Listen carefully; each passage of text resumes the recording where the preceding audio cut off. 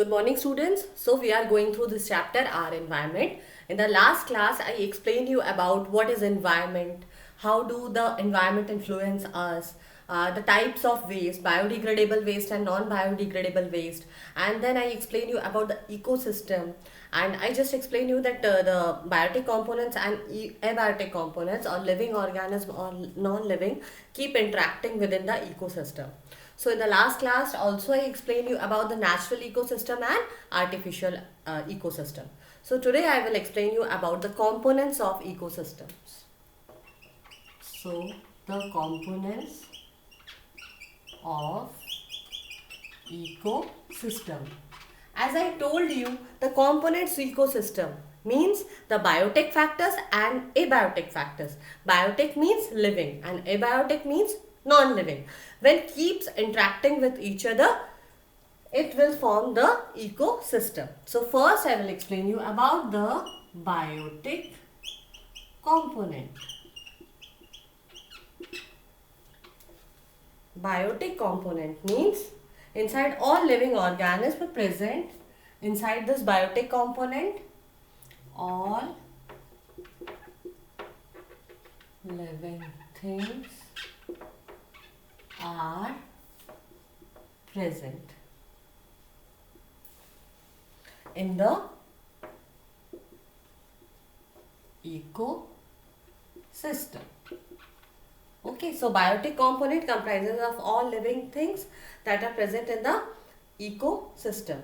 So next is plants, animals, living or the living things are present in the ecosystem are example plants, animals, and microorganisms. No, so these are the living organisms or living things which are present in the ecosystem. Now on the basis of this living organisms, they can be categorized. No, each of the living organisms might depend on each other. They are keep interacting with each other. No, so on the basis of their they are on the basis of their independence, interdependence, they can be grouped as producers. They can be grouped as producers. Second, consumers. No, so they can be grouped as the producers, as the consumers, and also you can say the decomposers. So what are producers? Producers means which prepare or which provide the food for the consumers. So the basic category, like in producers, the plant will come. Plants, or you can say the blue-green algae, because they prepare producers. Obviously, they prepare their own food. And basically, producers are autotrophic in nature. Producers are autotrophs. Okay, so producers are autotrophs, or they prepare their own food by their own, and by the process of, obviously, like if I am giving you the example of producers is green plants. Green plants prepare their own food by the help of the by the help of the process of photosynthesis. So this consumers used to eat up this green plants. In the consumers, like different categories are there. If we are going through consumers, herbivores is there, carnivores is there, and then omnivores is also there. Okay, so consumers means they used to consume the producers, or they are getting energy from the producers. So if I am talking about this deer is herbivore animal.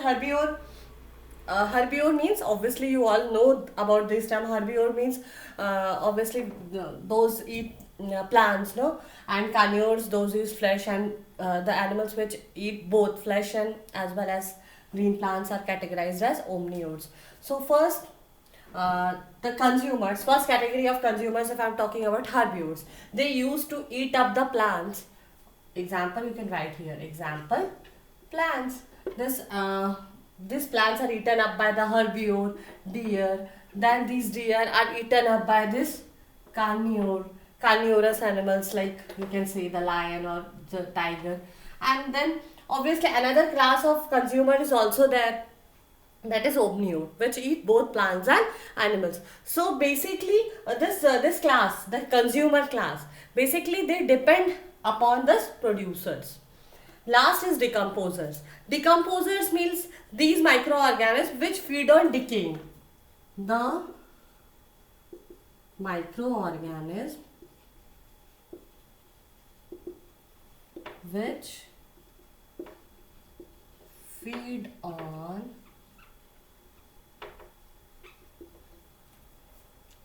decaying and dead organic matter. This class of microorganisms are called as decomposers. They break down the remains of dead animals and plants to release various substances that can be used by other members of the ecosystem, for example, bacteria and fungi. So, these are the different categories. Obviously, this decomposers class, if we are talking about, they are useful in decomposing waste from the ecosystem. They help in recycling of minerals, cleaning of waste, creating space for the growth of the new organism.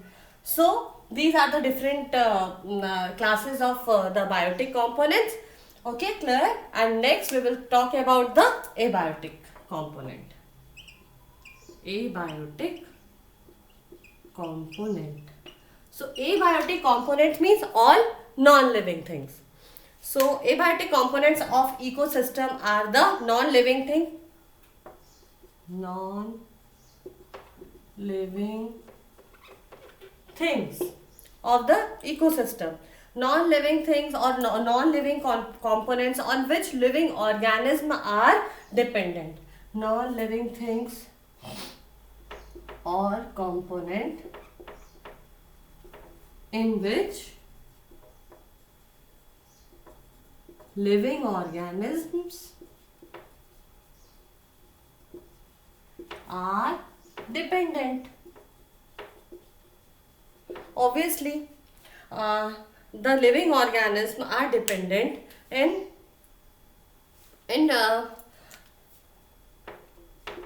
the living organisms are dependent on example like abiotic components, for example light.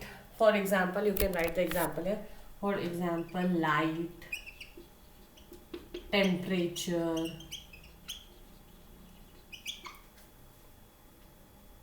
water, atmospheric gases, water, atmospheric gases,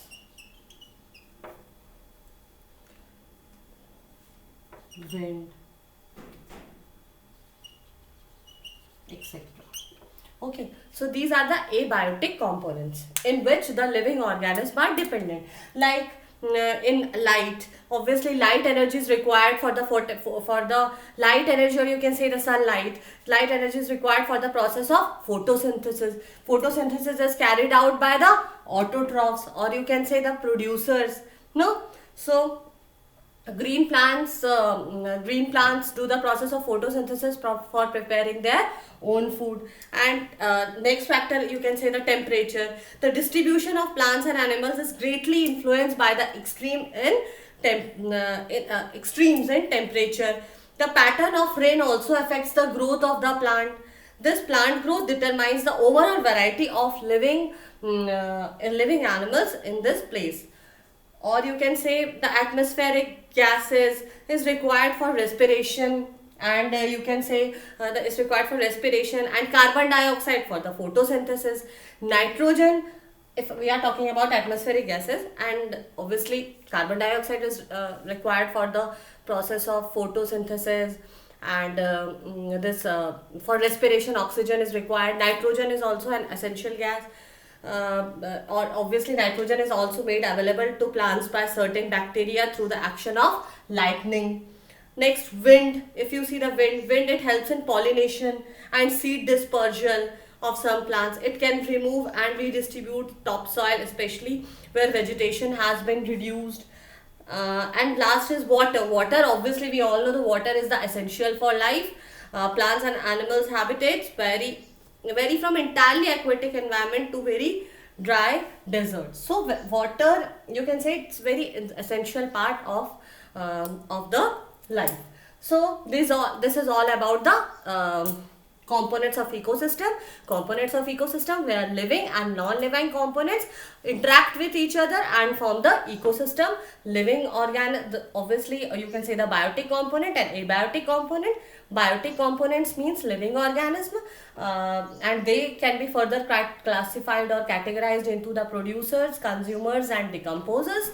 And next we studied about the abiotic component, means in which these living organisms are dependent on. But basically these are non-living components. No, non-living components like air, water, atmospheric gases, wind, temperature, etc. Next, students, I will explain you about the trophic levels. So what is trophic levels? Trophic levels means transfer of energy takes place in various levels of food chain. That levels are called as trophic levels, or you can write it down, the transfer of food and energy. The transfer of food and energy takes place through various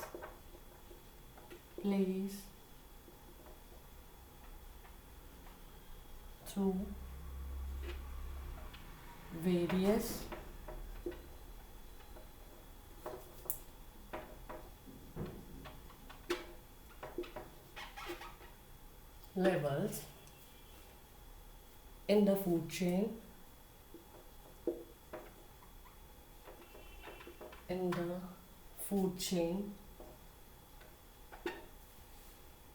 Is called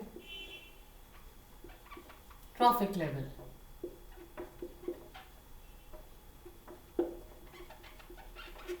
I will be explaining it to you. The producers autotrophs are the first trophic level. The producers, or you can say the autotrophs, are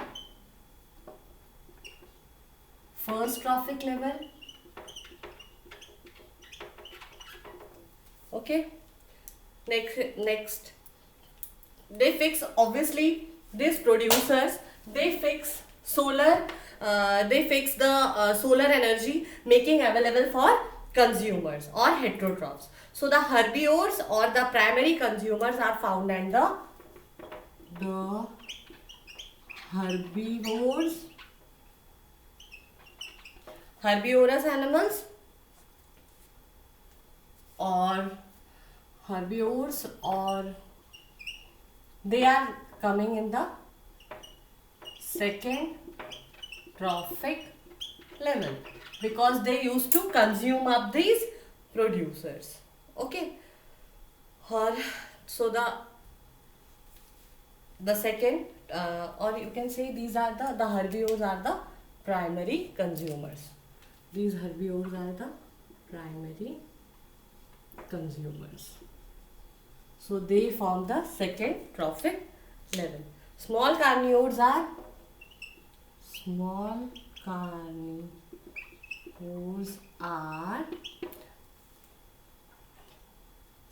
second are come in third trophic level. No, so these are the secondary consumers.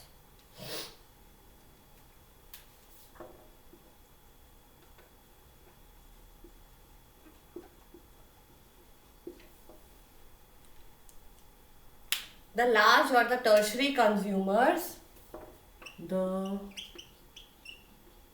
large or the tertiary consumers, these are in the fourth form, fourth trophic level. Okay, you can also made a hierarchy like this, or you can say the pyramid like this, hierarchy or pyramid like this. Here you can define this different section.